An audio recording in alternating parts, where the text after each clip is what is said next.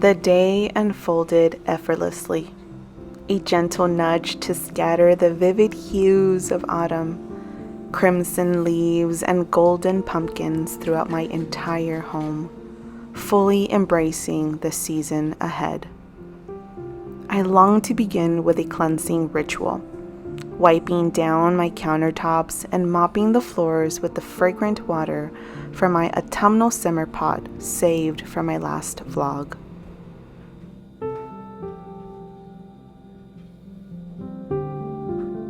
In my childhood, cleaning felt obligatory, a way to fill my time when all I yearned for was the quiet comfort of rest after a long week of school.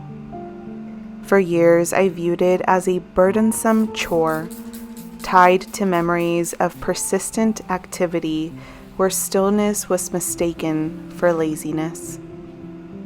Yet, as an adult, I've grown to cherish this task. My home has become an extension of my being, a canvas for my spirit, rather than a mere reflection of productivity. I've discovered that my space possesses a soul of its own, a warm, inviting essence that craves attention, and cleaning is a form of nurturing that spirit.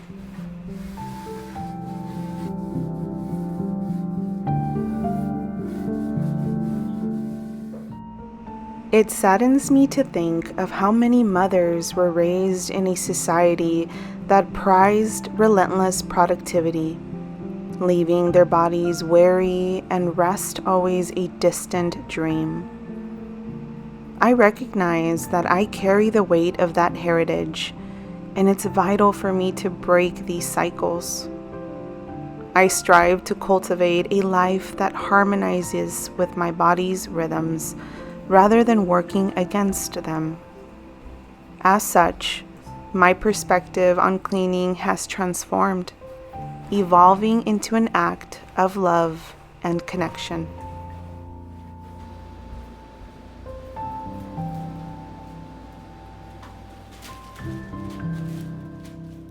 As many of you know, I delight in cozy crafts. And today, I'm excited to create 2 enchanting garlands.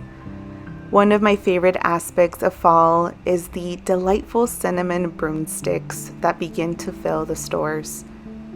Inspired, I've decided to craft a garland using mini cinnamon broomsticks, each adorned with beautiful autumn foliage.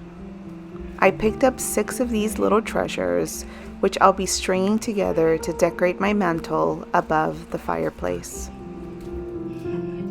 Just so you know, okay, me and my grandma, we're totally Team Mel. All the way, 100%. Your Team Mel? Yeah. Take the break. Cover for me. Yeah, sure. Thanks. Do you want to be my partner? What? In the egg relay? I don't know what that is. It's a...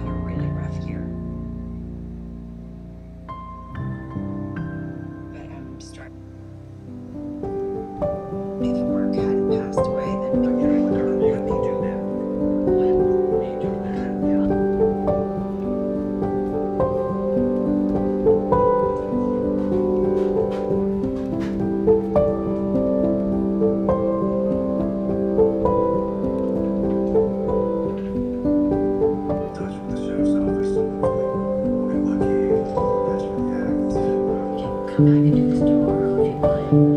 No. No, I thought about it and I think that the only way I'm gonna get. She's ready. Are you?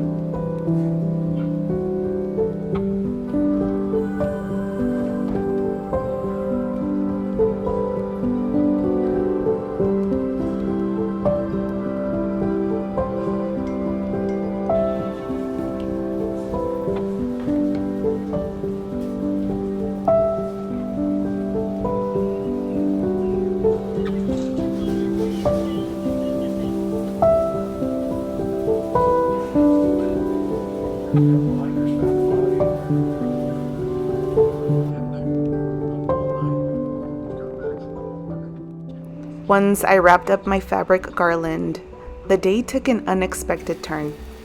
A sudden thunderstorm rolled in. Just moments earlier, the sun had been shining brightly, and within minutes, the sky darkened and began to rumble.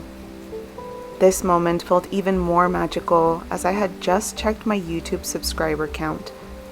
I knew I was on the verge of hitting 10,000 subscribers, and when I looked again, the milestone had been reached just as the storm approached. I like to think of it as synchronicity at its finest. An extraordinary moment I had envisioned, celebrated by a refreshing downpour. We now have 10,000 beautiful souls in our community, and I am endlessly grateful. Thank you for being a part of this journey.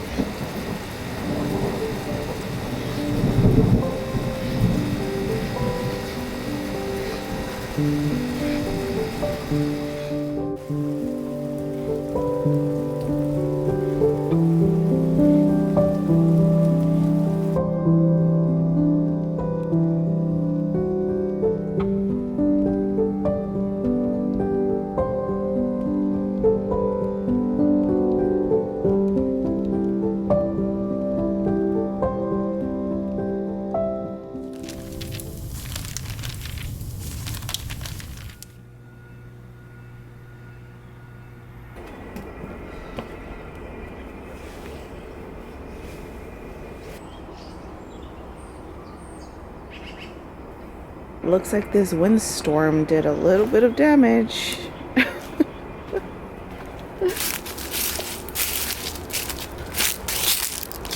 Wow.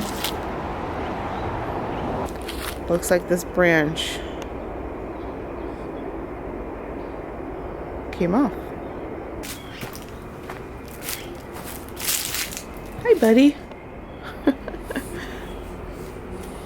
Got some leaves in here that I need to sweep up.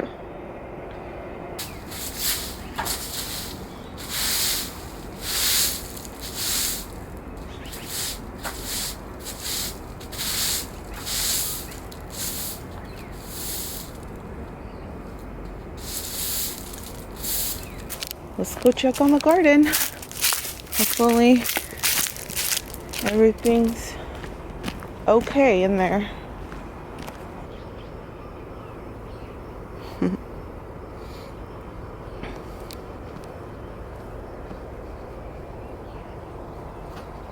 I think this squash is about ready to harvest, so I think I'm gonna snip that off today.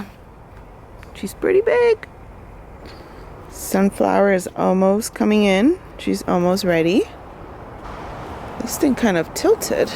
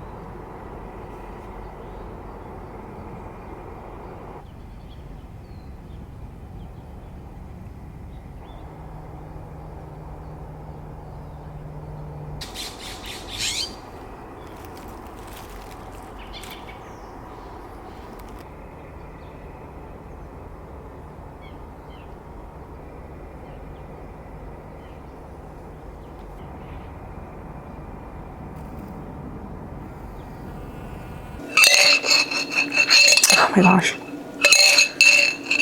My coffee's almost gone.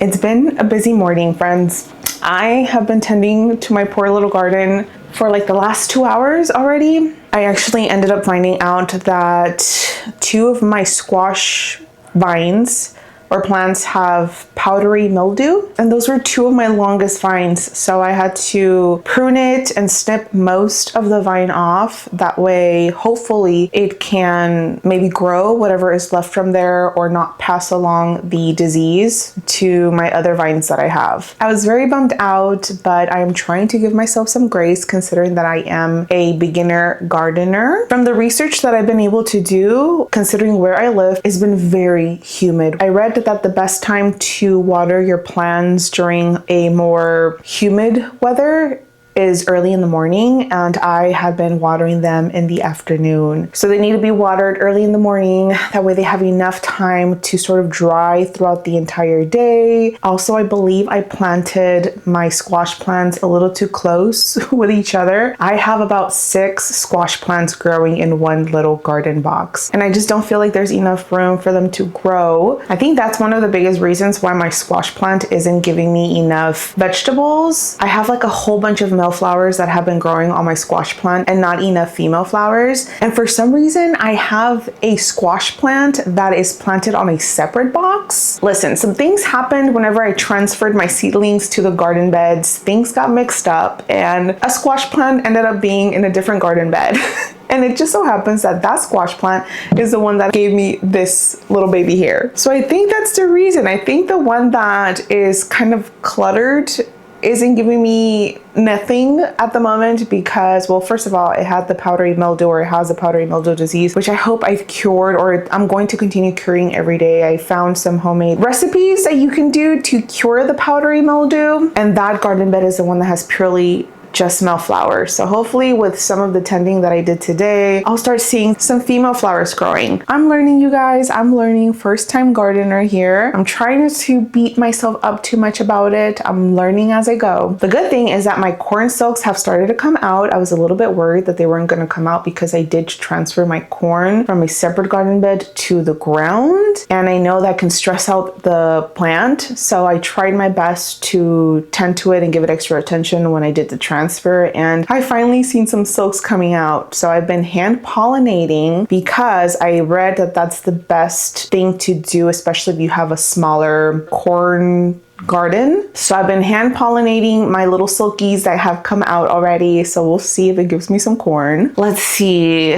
Last week I also planted carrots, and that's the last thing I'm doing in my garden bed for a fall harvest, hopefully. I have started to see some little leaves starting to come out. Hopefully I'll have some carrots for this fall harvest. Me and my husband were a little bit worried because we didn't see enough pollinators around our garden, and that's because the area where we chose, I feel like it just wasn't the best for our garden. So over the week we went and we bought some pollinator flowers. We planted them around our garden beds, and we have seen a flux of pollinators hanging out in our garden beds, which is nice. So I'm taking all this into account and writing it down in my notebook. That way next year we can do things a lot differently. I have been a very chaotic gardener this year, and I knew this was going to happen. I knew that this was going to be a very trial type of gardening session for me. So it's been very chaotic, but I have been learning a lot. But hey, at least I was able to grow this squash. I am so excited for this.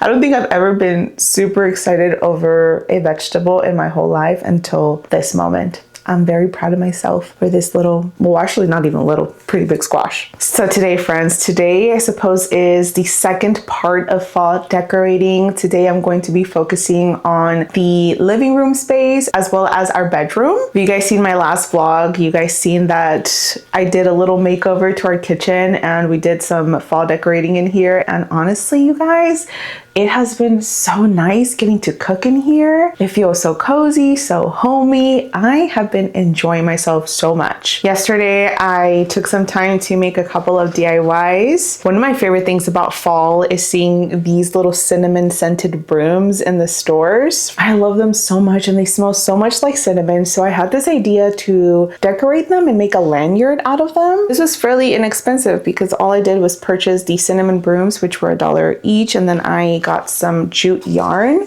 which is what I'm going to be making my garland with. I also did the fabric garland of my dreams, or that I've been envisioning. I have been wanting to do one of these little fabric scraps garlands for some time now, and I'm so excited that I was able to do this. I have been collecting fabric scraps for a couple of weeks now, and I feel like I finally had enough scraps to do this project, and I am just so happy with how this came out. Now, my intention was to sew this. I wanted to sew each little circle, but I am still trying to get the hang of my sewing machine, and I didn't feel super confident getting this done in my sewing machine. Hopefully when my skills are a little bit better, I can do more projects on my sewing machine. But for now, I just use my handy dandy hot glue gun. It is a very wonky garland, but I do love how it looks. I love the different patterns and the warm color tones. I think I'm going to be hanging this maybe in my bedroom, I want to say, because you guys, I treated myself to a duvet. I haven't gotten a duvet for our bedroom in quite a long time, and I feel like it was time to just get one. And because I had reached 8,000 subscribers, I went ahead and treated myself to a very fall-ish, in my opinion, duvet that I'm so excited to show you guys. So I feel like this will go very well with my new duvet. I'm planning on making a little fall moment above my bed and maybe putting this sort of wrapped around there of sorts. We'll see how it turns out. Let's see, what else did I want to talk to you guys about? Yes, you guys, I had just reached 8,000 subscribers a few days ago, and I just reached 10,000 magical, beautiful souls that have joined this community. I reached that goal yesterday.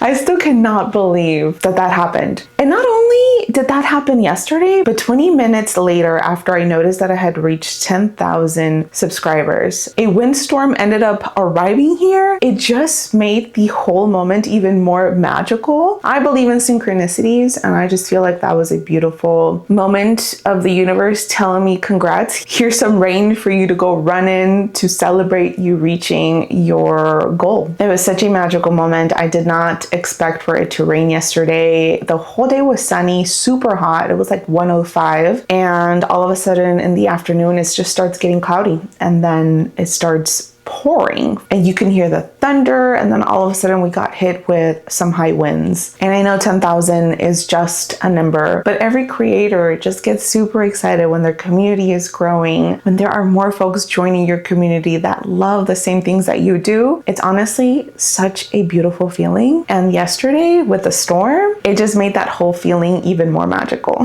So thank you so much for 10,000 beautiful community members on here. I am super excited for this platform to continue growing and for me to continue sharing snippets of my life, all things of my life. I also wanted to give you guys a quick little reading update. I feel like I have been in a huge reading slump since I moved to the cottage, but I feel like I'm slowly starting to get back into my reading, and I feel like it's because fall is almost here, and usually during fall, that's when I start craving even more reading. I was finally able to finish a book since I moved to the cottage, friends. So quick little reading update. I just finished The Las Cuentista by Donna Barba Higuera. So usually when I'm trying to get out of a reading slump, I gravitate towards books that I just know I'm going to love. And I love Donna Barba Higuera. I read their other title, Alebrijes, last year, and I absolutely adored it. So I knew that I was going to love this one, and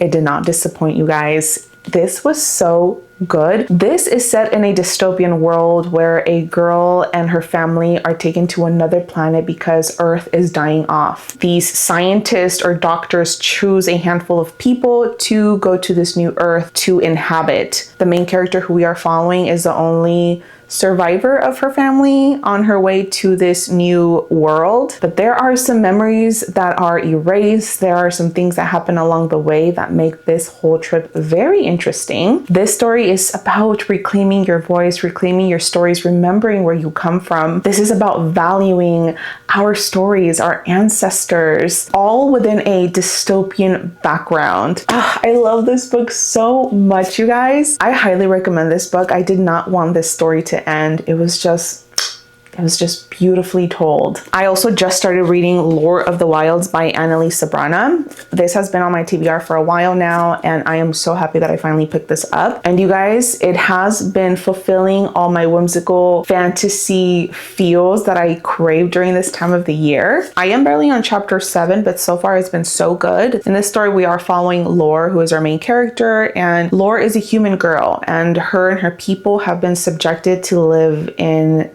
this part of a forest where they're not allowed to leave. And they're kind of like ruled by the Fae. Laura is chosen by the Fae to come and work at the Fae's library, which then a handful of events happen to Laura that she did not expect. I can already tell there's going to be a little love triangle on here, and I am super excited for that. But so far, I've been really enjoying this. So those are some quick reading updates. I feel like I just haven't given you guys any reading updates in a while, but I'm excited now that the reading juices are starting to come back to me to get more into my reading and take you guys along. So for now, friends, before I get to decorating the living room and my bedroom, I want to make some cookies, some pumpkin oatmeal cookies. I found this recipe online that I really want to try out. So we're going to make some pumpkin oatmeal cookies to have the house smelling like pumpkin while I decorate. I think that's a good idea. So let's make some oatmeal pumpkin cookies and then we'll get to decorating.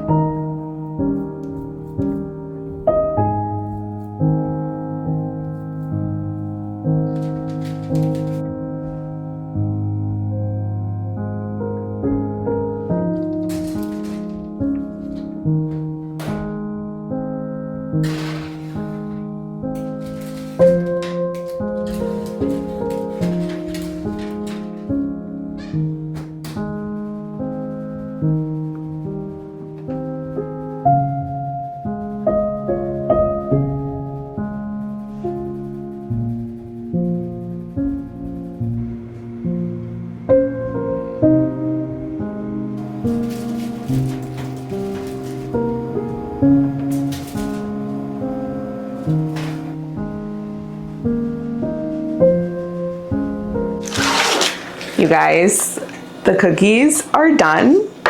And I'm not gonna lie, my husband and I already had one. That's why there's 2 spots missing right here. We just couldn't help ourselves, okay? I was talking to my sisters on the phone and the cookies were done and they were cooling off and they were just staring at me. So we ended up trying, me and my husband ended up trying one out and they are so good, you guys, so good. As a matter of fact, I'm gonna have one on camera with you guys. I wish you guys could taste these. I mean, I don't know if you guys like pumpkin or oatmeal. So good.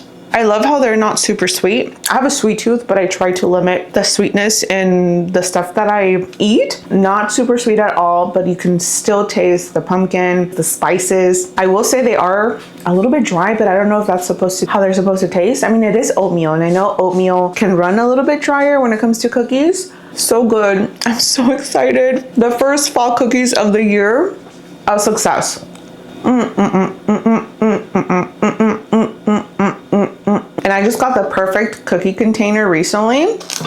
This little beautiful green pumpkin.